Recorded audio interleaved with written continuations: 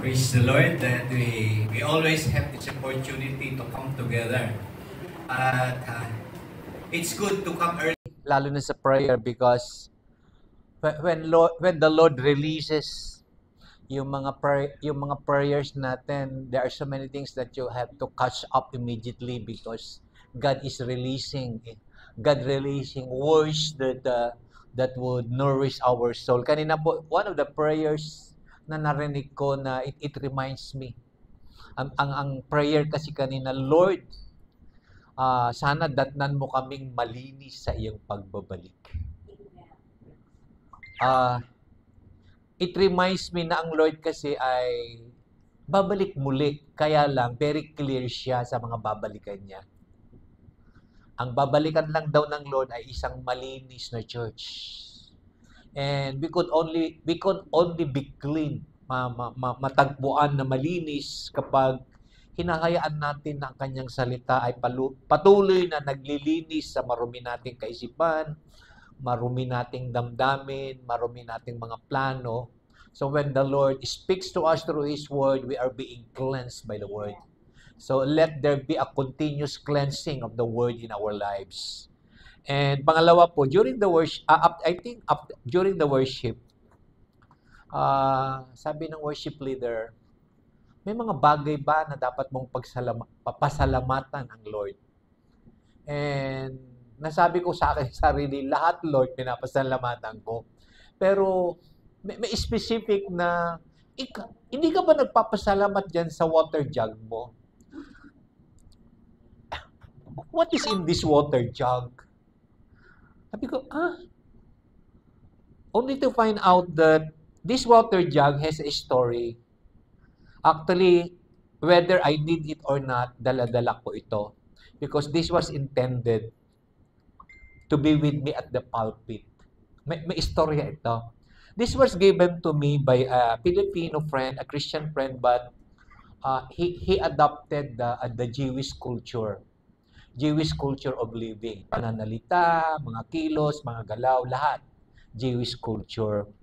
So he told, in one of my birthdays, he told me, I am giving you this. Magagamit mo yan sa pulpit. Buriin mo. A friend of yours, his mind is the pulpit. Very seldom yung mga ganyan. Na his mind is the pulpit. And I am so thankful about him because interested siya sa pulpit ministry ko. Sabi nga niya, I want you to have this jug, pour it with water, that would be your anointing. Just keep it there. Just keep it there, sabi niya sa akin. And it reminds me that na the anointing of the Holy Spirit is always available. Every time I stand in the pulpit, this is because the Holy Spirit resides in me.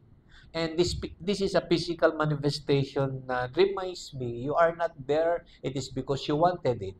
You are not there because you got an assignment. You are there, it is because the Holy Spirit is sending you there. And so, kaya po one time nawawala ito. Naku, nawindang ako. Nawawala yung anointing ko. Hinanap ko talaga, hinanap. Kasi nga, that was the intention while this was given to me. To remind me that I do have a pulpit ministry and to remind me that the Holy Spirit's anointing is available for me as I really allow God to use me. Kaya sabi ko, Lord, I thank you. I thank you that you are giving me a pulpit ministry and there is this person that will always be praying for me na every time I stand at the pulpit, it is not about me but it is about the Holy Spirit working in my life. So kaya sabi ko kanina, Lord, thank you. Sometimes I forgot, but there are things that God is using to remind us of His goodness. Amen. Okay, I will continue to say the things that the Lord wanted us to hear. It's so amazing that we are now in the 7th month But even until today, we have never left John 15. John 15 na parang walang katapusan ata ito. And actually, this is one chapter that I like it most, and I begin to love it more.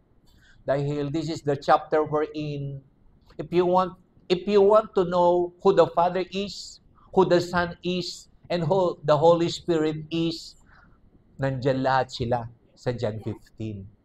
Working beautifully about their plans and working beautifully about the things that they wanted to do in our lives. And so today, let's continue to allow the Spirit to move in our lives. Let's read again yung parte na kung saan pinakilala yung banal na Espiritu.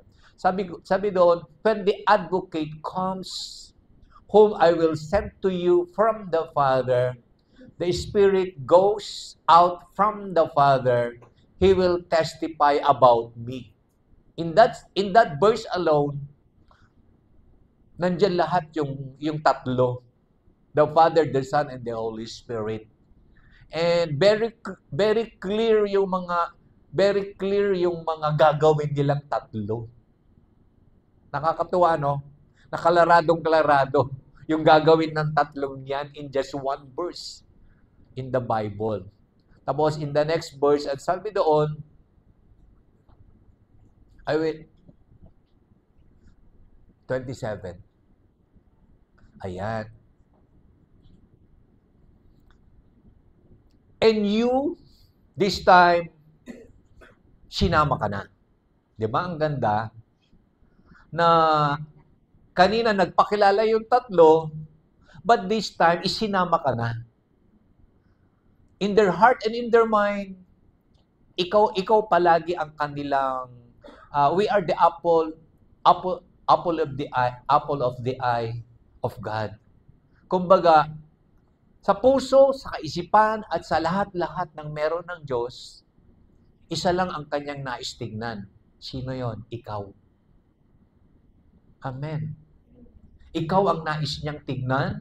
Ikaw ang nasa kanyang isip. Ikaw ang nasa kanyang puso. At nakakatuwa po na meron siyang nais gawin sa atin. And this time, meron siyang sinabi patungkol sa'yo. Ano yung sinasabi niya? And you also must testify, magpatotoo. Tapos ang sabi niya doon, for you have been with me from the beginning. Kasama mo na ako from the very beginning. Tama po. Kasi ang sabi ng Word of God, nung nasa sinapupunan ka pa ng nanay mo, ay may plano na ang Diyos sa iyo. Amen. There's no such thing na kuminsan to those people who are deceived, kuminsan ang sabi kasi nila ay init lang ng damdamin yung mga magulang ko kaya nabuo ako. May mga ganyan kasing mga hugot sa buhay na hindi daw sila plinano. Kaya sabi nila, sinisisi nila ang magulang nila na hindi maganda ang kaayusan ng kanilang buhay. Pero hindi totoo yun. Hindi totoo yun. Kasi ang sabi ng Word of God, nung nasa sinapupunan ka pa ng nanay mo, ay may plano na siya sa iyo. At kapag ang Diyos ang nagplano, palaging mabuti. And that is the truth, and that would remain forever. Yan ang sinasabing, linilinis niya yung marumi mong kaisipan. Linilinis niya ang malimong pananaw. Kasi mali ang pananaw mo sa buhay eh. You need the Word to cleanse you. Kasi ang katotohanan ay kailanman hindi pwedeng baguhin ng pangyayari. Kaya, ang sabi ng Lord, meron kang patotoo. Sapagkat, from the beginning, I was being with you. Even if, kaya nga very, very true ang Word of God na nagsabi, while you were yet sinners, I have already loved you. Maging nung panahon na hindi mo pa kinikilala ang Diyos, minahal ka na ng Diyos. How much more now that you are His son, you are His daughter, now, you will now experience that love. It is because you now begin to know Him more and more and more. And John 15 verse 26 tells us that it is the ministry of the Holy Spirit to reveal the Father to you. Mahalaga po yun. Kasi may mga bagay na meron ka na pero hindi mo pa alam. Ano daw yung mga bagay na yon? Mga bagay na meron ang Ama, na Ama mo. What the Father has, He has deposited to you. Hindi mo yan ginagamit. It is because you don't know na meron ka yan. Now that the Holy Spirit is beginning to reveal more and more and more who the Father is, you become richer and richer and richer and richer. Amen. Nalalaman mo na meron ka pala nito, meron ka pala nito, meron ka pala nito, meron ka pala nito, and so you are now beginning to use it, to use it, to use it. You now begin to display the goodness of the Father in your life, and that is your role now, to testify. Amen. So, kung tinatawag ka para magpatotoo, taas ka agad ng kamay. You got so many things to testify about your life. And it is the role of the Holy Spirit. It is the role of the Holy Spirit who would what? Who would help you. Kaya nga ang isa sa mga tawag sa banal na Espiritu as yung isang lesson ko the previous Sundays, helper. He will help you. Pag sinabi mo kasing advocate o kaya paraclete, actually the real meaning of that word is He will come just the same as the Father and as the Son. All alongside with. Yun ang ibig sabihin ng paraclete. Alongside with. Kagaya siya ng Father, kagaya siya ng Son. And this time, napakaganda po yung gagawin niya sa'yo. He wanted you to what? Ano daw yung gagawin mo? Maging patotoo, to testify. I like the word testify o kaya witness. Pag tinawag ka na witness in the courts of law, ano yung qualification mo? Ano yung qualification mo kung bakit pwede kang maging witness? Ha?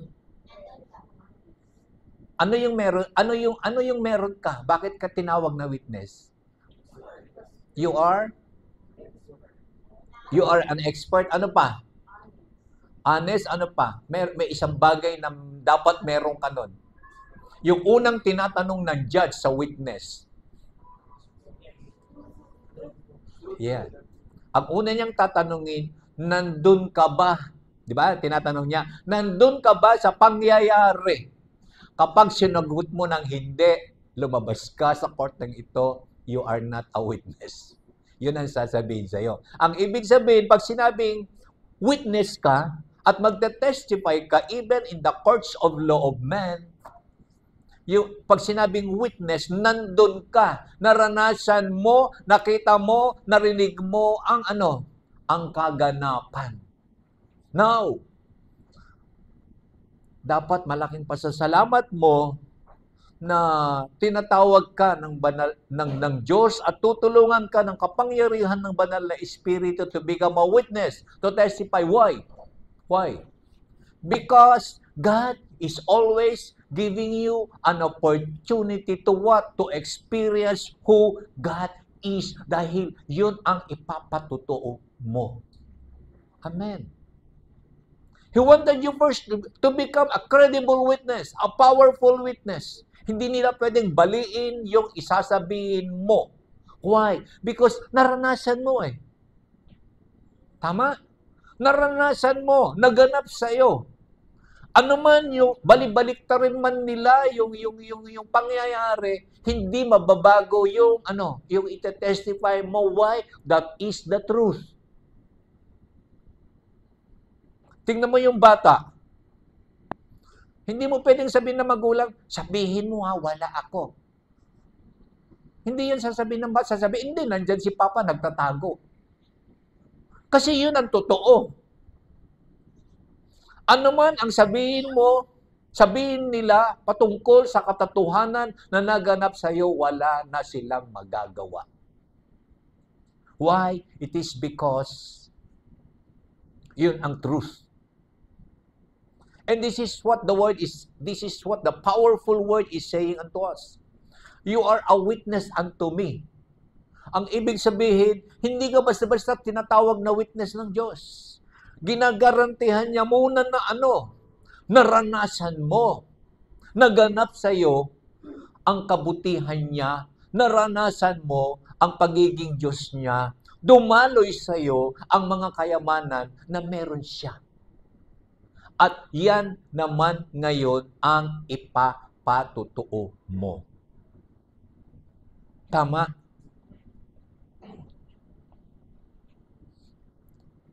Gusto niyo example kung paano mag-testify?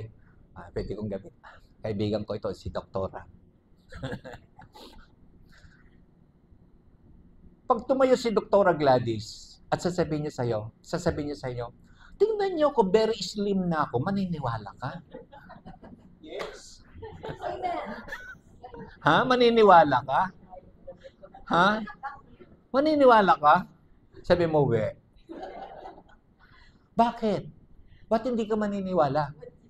Kasi hindi yun ang totoo. Malusog siya. So that is what we call a witness. Even though hindi mo pwedeng i-fake ang patutuo mo sa Diyos. Kasi you will just say kung ano yung naganap, kung ano yung totoo. And even the listener, wala siyang karapatan questionin yan kasi naganap sa iyo. He will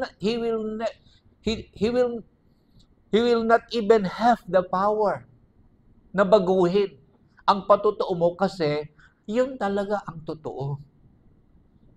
The truth always prevail. And this is one powerful thing that God is doing in my life and in your life. He wanted you to become a witness of Him. Amen. At pag sinabing witness of Him, marami siyang gustong gawin at iparanas sa iyo.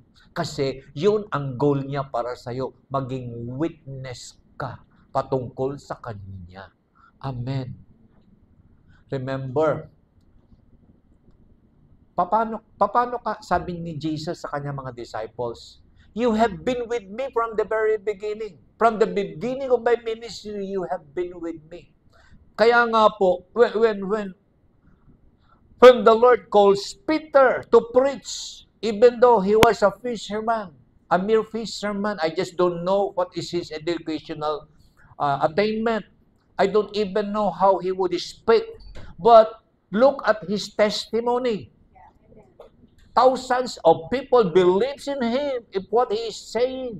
Why? It is because he is a powerful witness he is a powerful witness of who Jesus is in his life. Why? Hindi mo pwedeng baliin ang katotohanan. At dumadaloy sa kanyang buhay ang kapangyarihan ng banal na Espiritu. Remember, the greater the privilege, the greater the responsibility.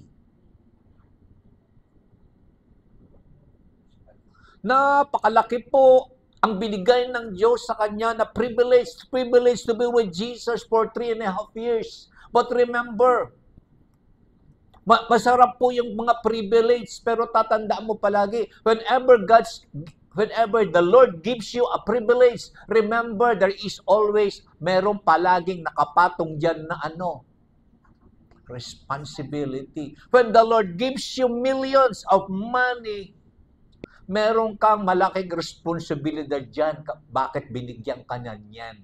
Kaya huwag kang maiinggit kapag siya binigyan ng 500,000, ang binigay lang sa iyo ay 1,000. The greater the privilege, the greater the responsibility. Kaya kung minsan, this is one of the attacks of the Christians today in their churches.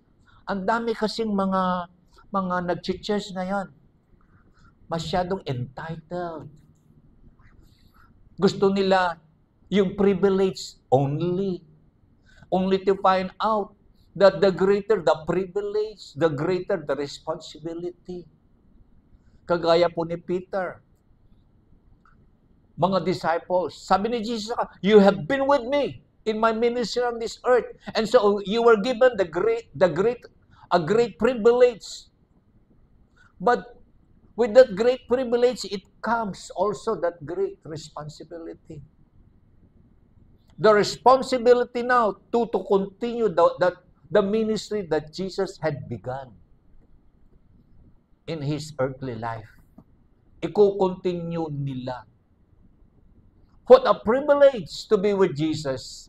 But I will tell you, what a responsibility also that goes with it, with that privilege.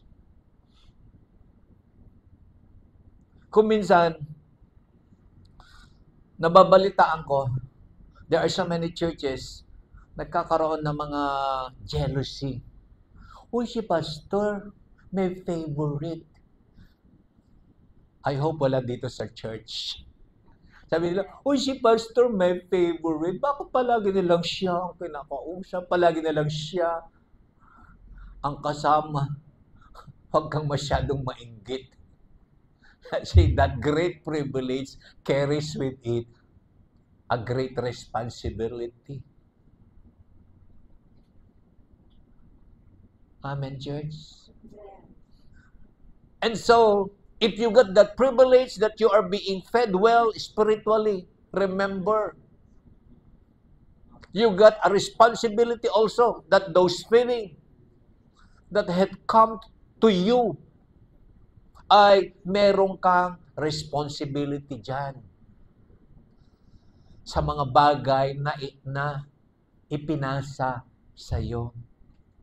Don't be a person who is na entitled lang.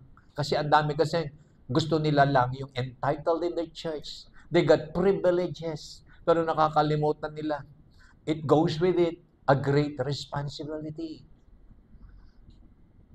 Wake up, church. Wake up, church. Huwag kang mainggit kapag pre-promote yan. Siya na ngayon ang leader. Bakit siya ang leader? Eh, pwede rin naman ako. Huwag kang masyadong mainggit. Because great privileges carries with it great responsibilities. Maybe the Lord is just preparing you. So that kapag nandun ka na, masasabi mo, ay, oo nga. Malaki nga ang privilege ko, pero malaki naman yung responsibility. One time, Pastor and Romel attended a camp sa border of Thailand. I think Thailand, Laos, Cambodia. Nag-camp kami. Nagkakagulo kasi yung may mga cave-in kasi na hindi lahat pwedeng tumira doon sa cave-in. Kasi maganda kasi yung accommodation pag nandun ka. Eh gusto lahat doon. Eh ang dami namin. Sabi ng leader, okay, we will resolve this spiritually. Nabigla ako. Paano niya i-resolve spiritually? To those... Please clarify your request. Ano We'll ito? resolve this spirit. Ano yun? Hindi eh. Ang sabi niya, to those who are pastors, who got great responsibilities in the church, kayo ang mag-occupy ng Kevin kasi that is your privilege. Now, those who wanted to become pastors, stand up. Ibibigay namin yung natitirang Kevin sa inyo, walang tumayo. Ang gusto lang nila yung privilege. Ayaw nila yung responsibility. What a wisdom. Nangiti ako, what a wisdom. Kasi may natitira pa. Sabi nga niya, okay, this time. Sinong gusto mag-occupy pa yung natitira? Those who wanted to become pastors, stand up. Kayong mag-occupy. Walang tumayo. Sabi niya, you cannot just want the privilege without the responsibility, because in the kingdom, very clear ang Lord. You have been with me from the very beginning. And now, it goes with it. You got great privileges when I was with you. Kumain ka nung ako ay nag-multiply ng mga pagkain. Yung may mga miracles, nakita mo, kasama kita. Nung bumabagyo, lulubog na yung bangka, I was with you. Pina-stop ko yung wind, yung rain, yung storm. What a privilege they did have. Only to find out what a great responsibility will they be having after those privileges. And so, church, this is my good challenge to you. Who want privileges, I will give you in this church. Tell me, what privilege do you want in this church? I will give you. But it should be biblical privileges. Privileges, the greater the privilege that you want, the greater also the responsibility that goes with it. It's a biblical principle. Amen. Nakakatuwa po kapag ang banal na Espiritu, ang salita ng Diyos ang siyang naipapahayag. It reveals the contents of the heart. Yan ang totoong paglilinis. Linilinis niya ang kung ano man ang meron ang puso mo. Is it pure? Is it clean? Or is it corrupt? Or is it dirty? It reveals. Because the Word of God is just like a water. It reveals who we are. Kaya nga, the more you listen to the Word, the more you are being cleansed. Kaya dapat, kung araw-araw kang naliligo, araw-araw ka rin dapat umiinom o pumupunta sa Word of God. It will clean. It will make you clean. Amen. Now,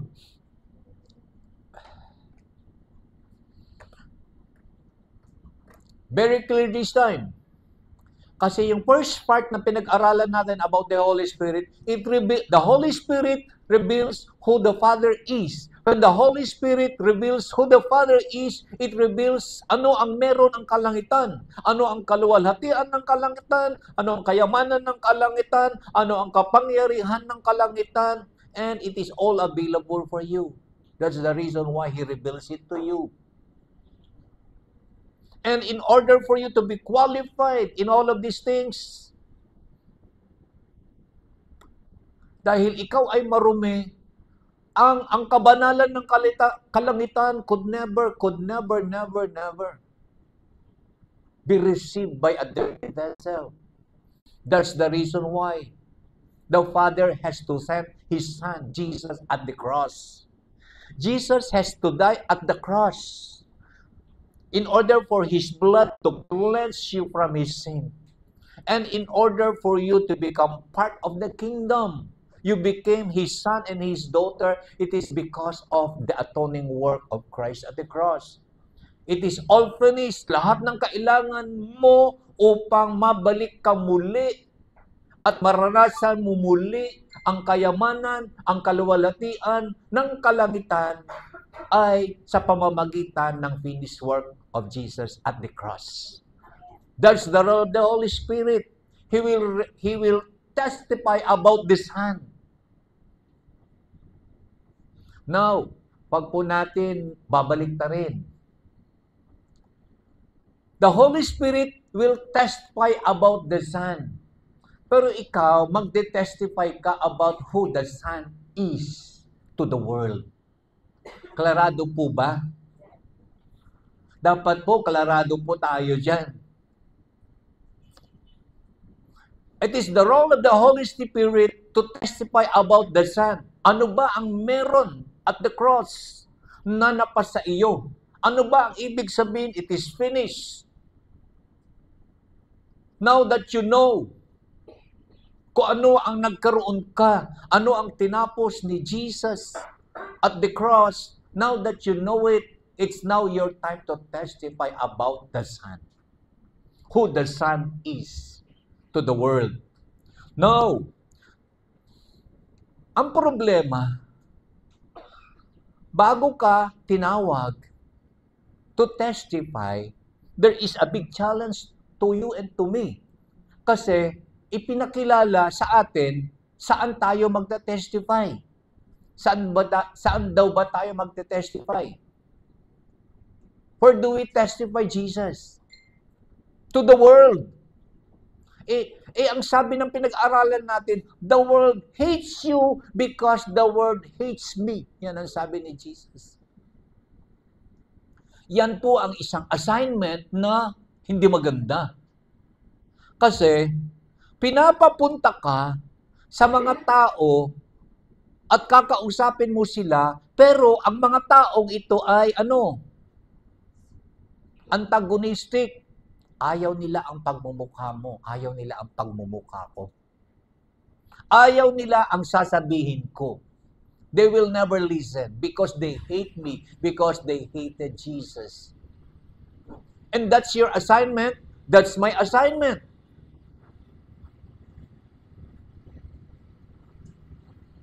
Na sabi niya, you must also testify. Hindi ba kaya ng anointing ko ang mic? Sabi ng assignment natin, you must also testify. But this time, very clear yung assignment. Testify where? To the world. Galit nga sa akin ng mundo, bakit doon ako pupunta? Ayaw nga nilang makinig sa mensahe ko, bakit ako magsasalita? Hindi binabago yung assignment. Why? Because that's where John 3:16 comes in. Dapat yung wordings ng John 3:16 ay klarado sa atin. Ano ba yung wordings ng John 3:16? Sige nga, let us recite. For God loved the okay. Mahal ng Diyos ang sanlibutan, ang mundo. The very reason why the Lord wanted you to become a witness to the world, it is because the Father, the Son, loves the world. Even though the world hates them. At ipinasa pa yung hatred na yan sa atin. The world hates us also because that's the truth. Now, mukhang meron tayong problema dito. Tama po ba? God is giving you an assignment that seemingly it is an impossible task, impossible mission.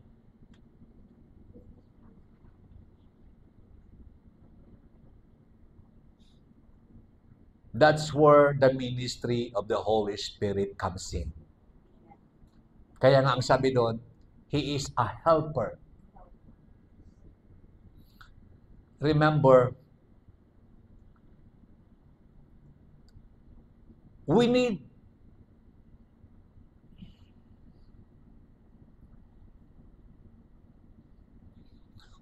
a strength more higher than the strength that we do have. Kailangan mo na isang kalakasan na higit pa sa kalakasan na meron ka.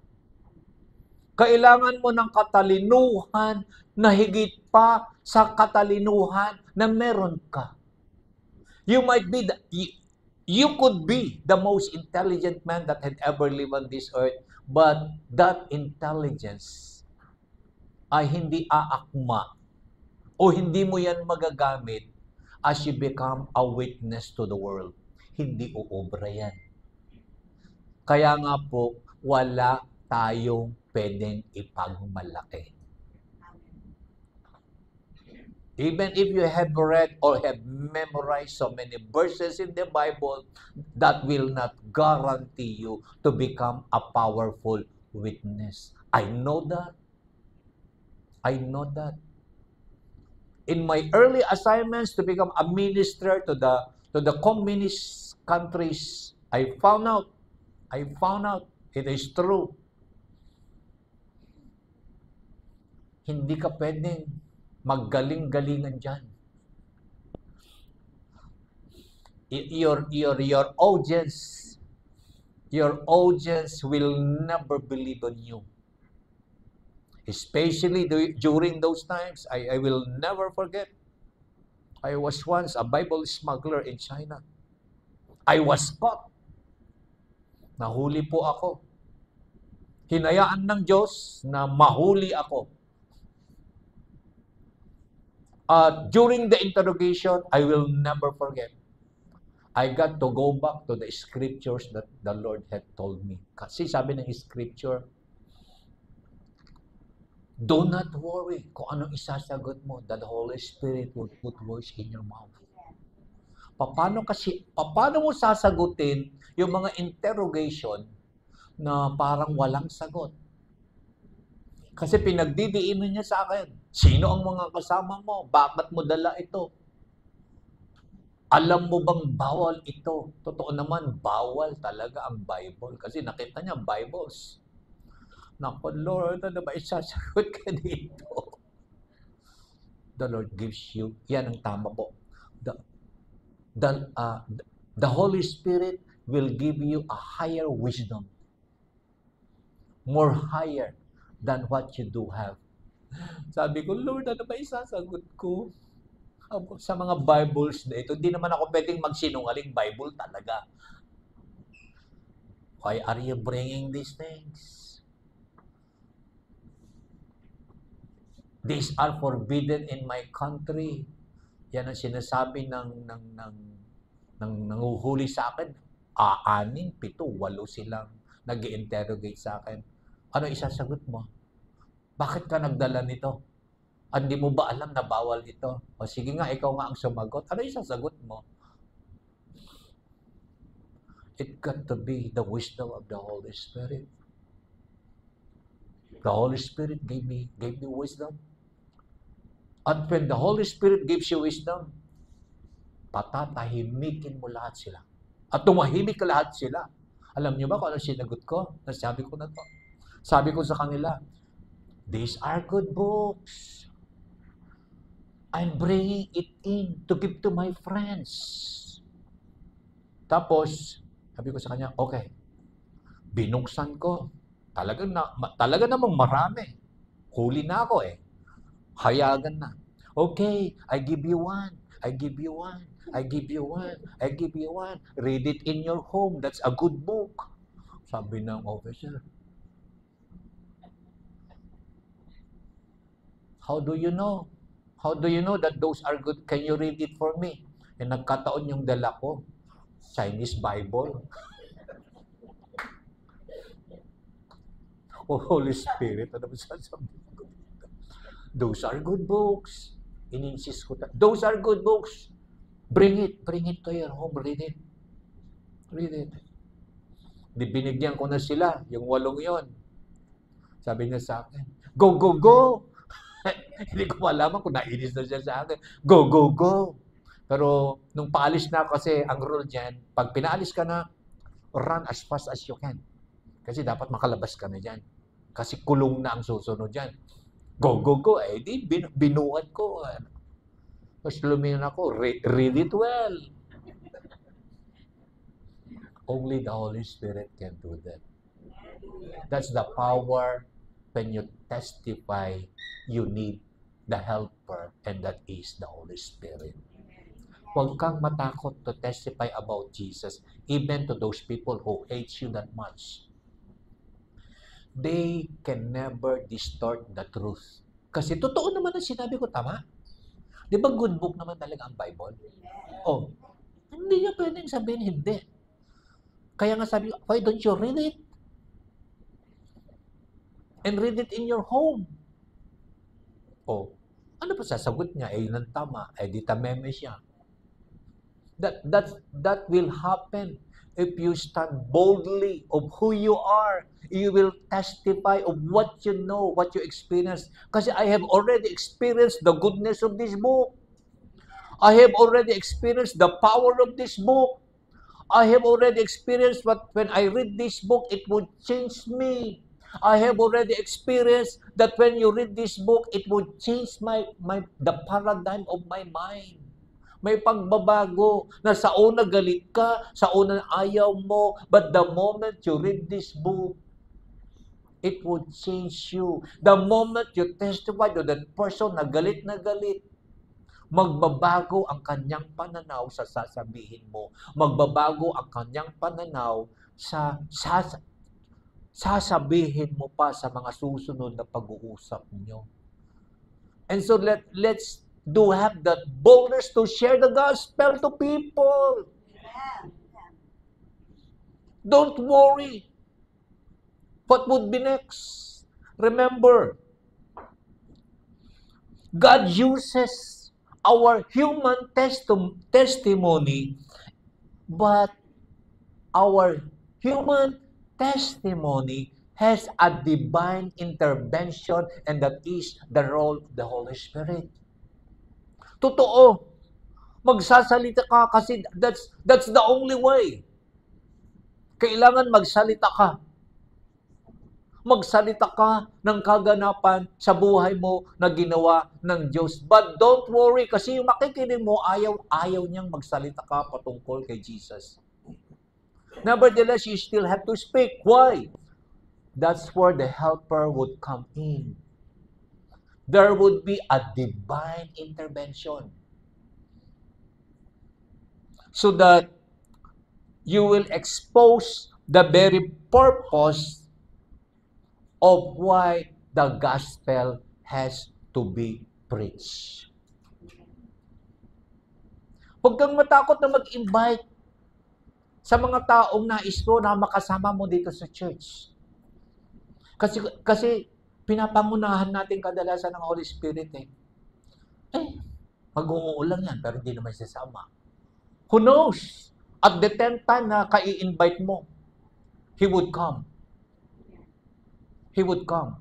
Kasi, pinangunahan mo kasi, akala mo, sasama siya dahil sa iyo. Yes, you've been good to that person, pero that is not powerful enough to convince that person.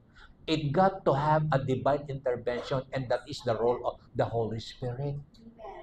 Keep on inviting, keep on inviting, keep on inviting until such time na makita mo na silang umuupo dyan. Amen. Amen, church. Keep on inviting, keep on inviting, keep on inviting. Maaring di pa sila sumama, okay, invite them again, invite them again, invite them again. Then one day you will be surprised. They will come. It is because there is a divine intervention. Mapalal lang ako kasi hindi sila kagaya ng in-invite ko si Romel. In-invite niya ang sarili niya, hindi ako nag-invite sa kanya. Yan ang hindi ko na talaga mababago. He invited himself to hear the gospel. Saan ka nakakita niyan? I just don't know. Anong klaseng nilalang yan? I did not invite him. He invited himself to attend the church. Whenever I remember that kind of testimony, I laugh. Kasi nababago ang gospel.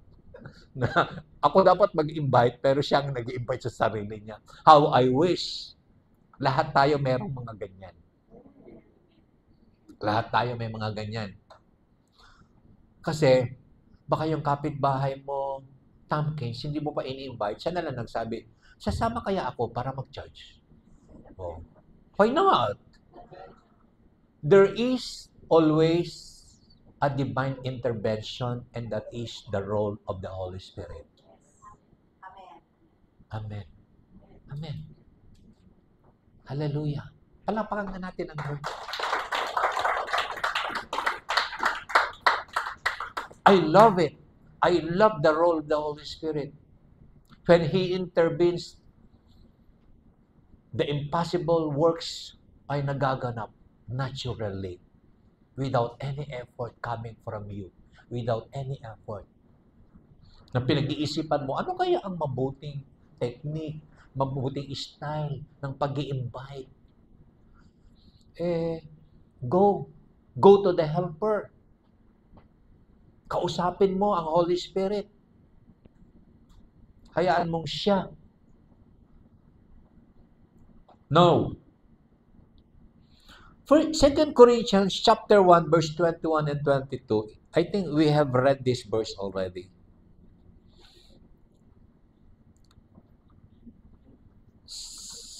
I 2 Corinthians 1, 21, 22.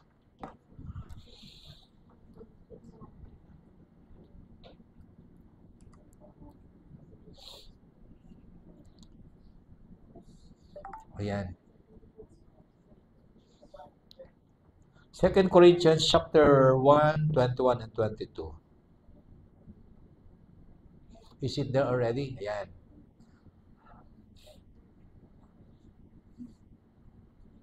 Okay. A nice verse. Now, it is God who makes both us and you to stand firm in Christ. You need that. He anointed us. There is that anointing that makes you stand firm in Christ. And it is the Holy Spirit that will do that work of anointing upon you. At ano yung kasunod pang mga praises? Susunod. Set His seal of ownership on us and put His Spirit in our hearts as a deposit, guaranteeing what is to come. Wala ka nang magagawa. There is already a seal on you. The world knows. Kahit hindi mo sabihin na ikaw ay born again dahil nahihiya kang aminin na born again ka, alam ng mundo na born again ka kasi natatakan ka na. Ang sinasabi ng mundo sa iyo kapag hindi ka nagte-testify pero alam nila na ikaw ay anak ng Diyos, bakit kaya yung kapitbahay kong born again, pipi? Hindi nagsasalita, pero meron naman bibig. Di ba parang hindi magandang pakinggan na pipi ka daw kasi hindi ka nagsasalita. Kasi alam nila na anak ka ng Diyos. Nakabarka ka na anak ng Diyos.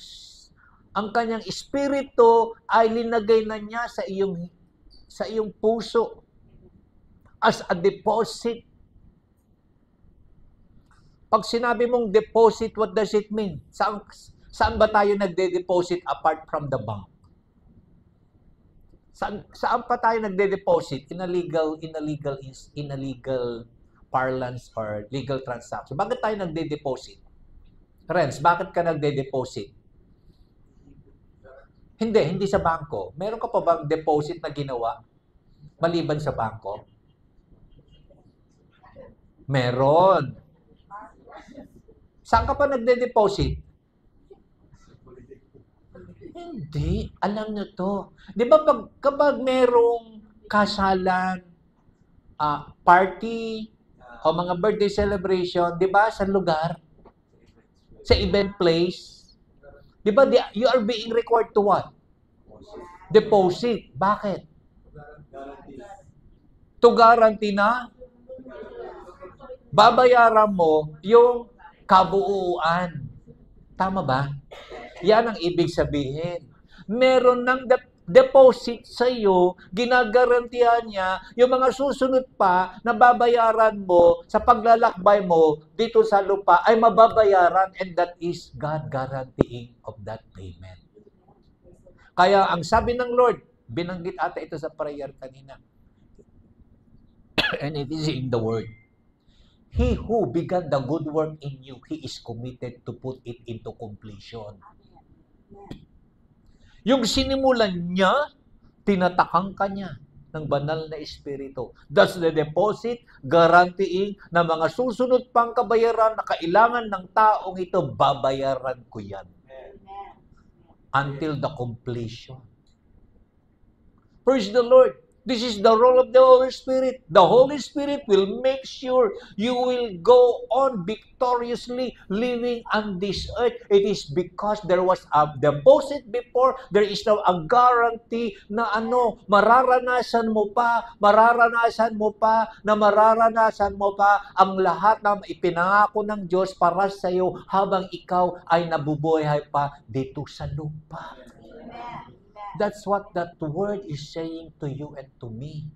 And so, why the Holy Spirit is doing these things? He wanted me to become a powerful witness for Him. That is your role. Hindi mo magagawa yan. Alam niyang hindi mo magagawa yan. That's why the Holy Spirit is there helping you to become a powerful witness for His kingdom. It is not all about you. It is all about the Father, Son, and the Holy Spirit working through you and through you and through you until eternity. Amen. Kaya huwag kang mag-emo-emo dyan sa buhay mo. Meron lang naganap, emo-emo ka na, hindi na ako mag-church. Hey. The Holy Spirit is working. Wake up. Wake up. There's no reason for you to become more worrisome. Kaya nga, ang sabi ng Lord, don't worry on anything. Kasi the Holy Spirit is there, guaranteeing what is to come. Kaya nga, one of the role of the Holy Spirit is, He will reveal things to you and the things to come. May mga bagay na parang walang kasiguraduhan, pero that's the role of the Holy Spirit. The Holy Spirit will guarantee you that even the things to come to you, He would put it into completion yung sinimulan ng Diyos sa iyong buhay. Amen. And He got to do that. Why? Kasi, ang goal niya is for you to testify about Him. Nais niya na ang ite-testify mo ay ang kabutihan, ang kabanalan, at ang kaluwalhatian ng Diyos na nagaganap sa iyong buhay. Amen. Ephesians chapter 1, 13 and 14. Let's see on how it would work out in us. Ephesians 1, 13, 14. Now, this is us this time. This is us this time.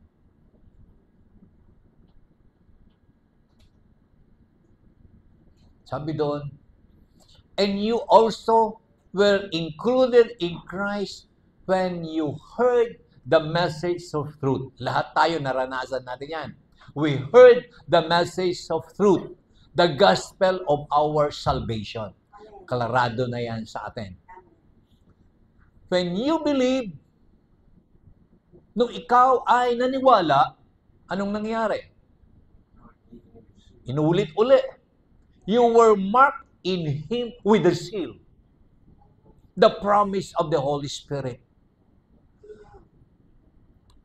Inuulit-ulit palagi ni Pablo. Wala ka talagang kawala. Ang tatak na meron kang ngayon ay that is for forever. Hindi yan tattoo na pwedeng iburahin. It is a seal that could never be erased. That could never be erased by your situation, that could never be erased by your circumstances, that could never be erased by anything on this earth. Hindi na pwedeng baguhin yan. That is for forever.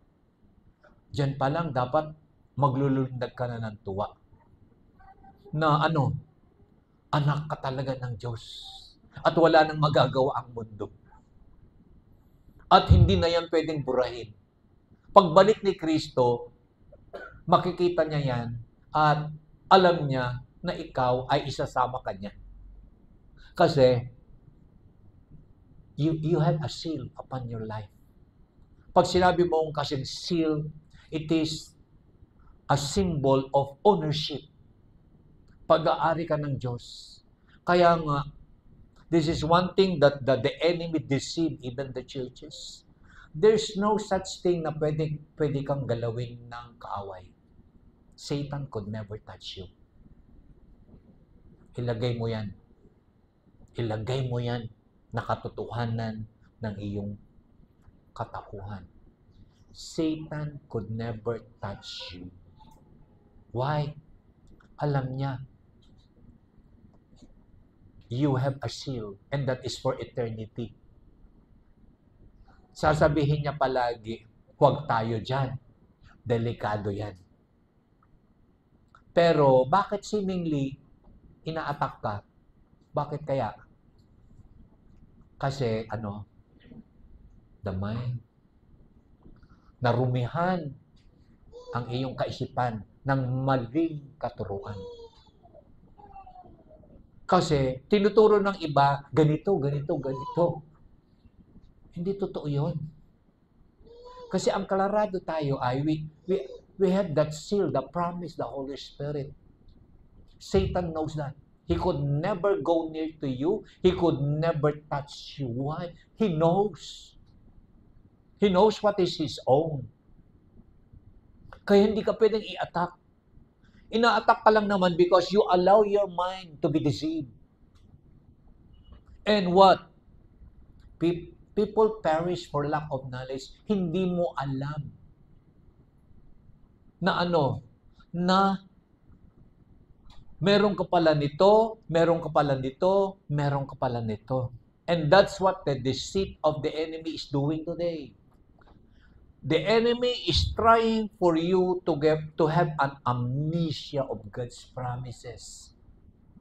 Magkaroon ka ng pagkalimot sa mga katotohanan patungkol sa iyo, magkaroon ka ng pagkalimot sa mga pangako na dapat inaangkin mo, magkaroon ka ng pagkalimot sa mga kayamanan na dapat nararanasan mo sa iyong buhay. That's what the enemy is doing. To deceive you, the mind. Why? He knows the truth. Buti pa yung enemy, alam niya ang katotohanan. He knows the truth. That's the reason why when the enemy begin, buriin mo, akala niya, kaya niya si Jesus, di ba? After the 40 days fasting of Jesus, what the enemy did to Jesus? Kung ikaw, ganito, kinounteract ni Jesus. Ano yung panglaban ni Jesus? His weapon is the truth. Sinabi niya, ito ang totoo. Ito ang totoo. Ito ang totoo. What happened next? Satan departed from his side. Dapat ganyan ka rin. Whenever the enemy puts corrupt words on your mind, speak the truth. And the enemy will depart. Yun po ang ibig sabihin. Kaya nga po, importante po yung mga bata. Sinabi ko ito kahapon, train up a child while he's still young. When he grows old, he will not depart from it.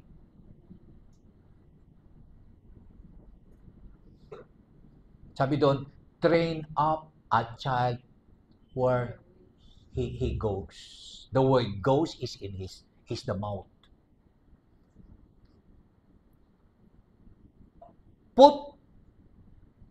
I-train mo ang bata kung saan patungo yung tabas ng dilan niya.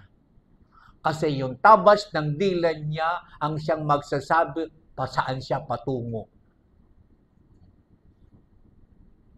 Kaya nga po, very strict ako pag ang bata ay nagsisimulang magsalita ng mga salitang hindi maayos. Kasi nagdi-declare siya ng kanyang destiny. Kaya nga po tayo may Sunday school. ititrain natin ang mga bata kung ano ang tabas ng bibig. Tabas ng bibig. Even in the natural, it is true. Ang bata, hindi kumakain ng gulay, ay maraming mga kabataan ngayon hindi kumakain ng gulay. It is because the parents did not feed them when they were young with vegetables. I know that because I am an example. Lumaki talaga ako na puro gulay. Walang mga bihirang karne. Makatikim man na ang labi ko ng karne, bibihira. Ngayon na ako, gusto ko rin ng mga karne-karne. Pero hindi ako pwedeng in 1 week, in 1 day, hindi mo ako pakainin ng gulay. Hindi ako magbubuhay. At ang gulay sa akin, walang halong mantika. Talagang pure. Gulay yan, inabraw. Pure vegetable. At lumaki ako dyan, I have never departed from it. In the natural, it is true. It is also true in the spiritual.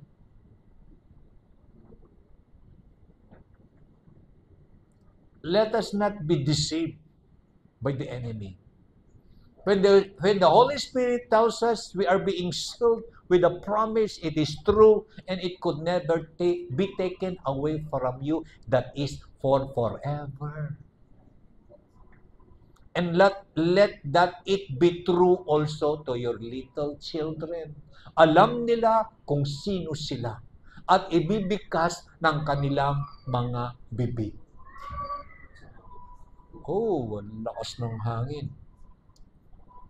Verse 14. Who is a deposit guaranteeing our inheritance until the redemption of those who are God's possession to the praise of His glory. Inulit lang. Inulit lang. Na yung mga future pa na tatanggapin mo na sa iyo naman talaga ay sigurado kasi there was already a deposit. At yung deposit na yon ay nung ikaw ay tinatakan na ikaw ay anak ng Diyos. Everything that is yours, it will be forever yours as long as you believe. The moment you confess it in your mouth, you declare it in your mouth, it is now beginning to be yours. Tama po yung sinabi kanina na totoo. Hindi maganda ang pakiramdam mo. Nagkataon, Sunday morning, ay, hindi mo na ako mag-church kasi hindi maganda ang pakiramdam ko. That's a simple deceit. Why don't you share? Why don't you declare what is true? Ano ba ang totoo? At the cross, there is healing at the cross. Declare it. The moment you step on the truth, it would become a reality to you because your body is just a slave to what the Spirit is saying to your soul. Kaya subukan mo, sakit ng tiyan ko, mamaya sumasakit ulit kasi sabi ka ng sabi, sakit ng tiyan ko. Lalong sumasakit. Kasi there is power in declaration. Kaya nga sabi ng Lord, train up a child in the way he should go, in the way to his mouth. I believe these are truths that the Holy Spirit is doing in us. Now, Ephesians, maybe mahaba na yung susunod. I got only 10 minutes. Sa susunod na lang para ma-explain ko ng mabuti. Now, this morning, the Word of God is revealing so many powerful truths to you. Bakit? Isa lang ang layunin niya. Ano ang layunin niya? The Holy Spirit did come to you to help you live victoriously on this earth. You cannot do that on your own. You cannot do that on your own. Kaya nga sabi ng Word of God sa John 15, apart from me, you are nothing. It is the Father, the Son, and the Holy Spirit is speaking as one. Apart from me, you are nothing. And this time, a very powerful situation comes upon our life. There's the Holy Spirit, the Helper, the Advocate, the Standby, the Helper, they come to us for a reason and for a purpose. To reveal who the Father is. Bakit niya rini-reveal who the Father is? Pinapaalam niya sa iyo kung ano ang meron ka. Kasi kadalasan, malakas ang loob mo kapag alam mo kung ang meron ka. Gusto niya example? Di ba ang lakas mong magyaya after the service? Alika, kain tayo sa Robinson. Bakit malakas ang loob kong magyaya? Ano, ikaw, pag nagyayaya ka, na manlilibre ka, bakit malakas ang loob mo, doktoran? Alam mong meron ka. Tama? Alam mong meron ka. Kaya ang lakas ng loob mong magyaya, manlilibre. Tama? Ganyan kasimple po ang explanation kung bakit the Holy Spirit comes to reveal who the Father is.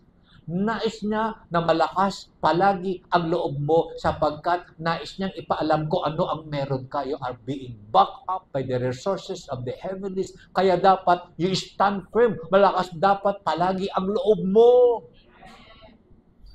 Kaya ka lang naman kasi mahina ang loob. Hindi mo alam kung ano ang meron ka. Hindi mo alam kung sino ka. Masyadong maliit ang pagtingin mo sa sarili mo. You are now giving the world a license na maliitin ka pala, paliitin ka pa. Be careful in your mouth declaration.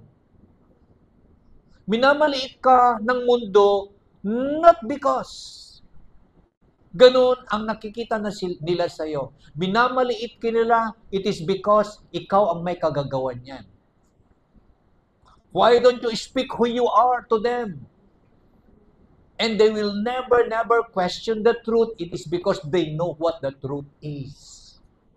Naghihintay lang sila na ibuka mo ang bibig mo, ilakad mo kung ano ang totoong ikaw. And that's the role of the Holy Spirit. He will teach you how. And there is a guarantee that it is yours. It could be yours. Why? Because Jesus paid it all at the cross. Yung isang bagay na naghahadlang kung bakit hindi mo maranasan ito ay ang kasalanan. Pero at the cross, it was dealt with for forever. Kaya ang sabi ng Lord, your sins and your lawless deeds, I remember them no more. That's the power of the truth. Your sins and your lawless deeds, I remember them no more. God is telling you, walang anumang bagay na pwedeng maghadlang na maranasan mo ang mga kayamanan, ang mga pangako ng Diyos sapagkat pwede na siyang manahan sa iyo and that is for forever. That's the very reason why you are being sealed by the Holy Spirit. There is a deposit, there is a guarantee na yung mga susunod at mga susunod ay mananatiling dumadaloy sapagkat ikaw ay malinis, ikaw ay nilinis ni Jesus at the cross. And that is for forever. I believe today, lahat tayo ay merong powerful testimony to the world. We become a witness empowered by the Spirit. Ang tanong, naniniwala ka ba sa katotohanan na yan? What would be your answer? I will repeat my question. Naniniwala ka ba na you are a witness empowered by the Spirit? Amen. If you say amen and you believe it, next Sunday, bring one person. Amen. That would make your testimony more powerful. And this time, I want you to experience na totoo ang pinag-aralan natin. So next Sunday, we will have a powerful service. It is because you yourself experience that you did become a witness empowered by the Holy Spirit. And everybody says, Amen. Amen. Praise the Lord. Shall we all stand?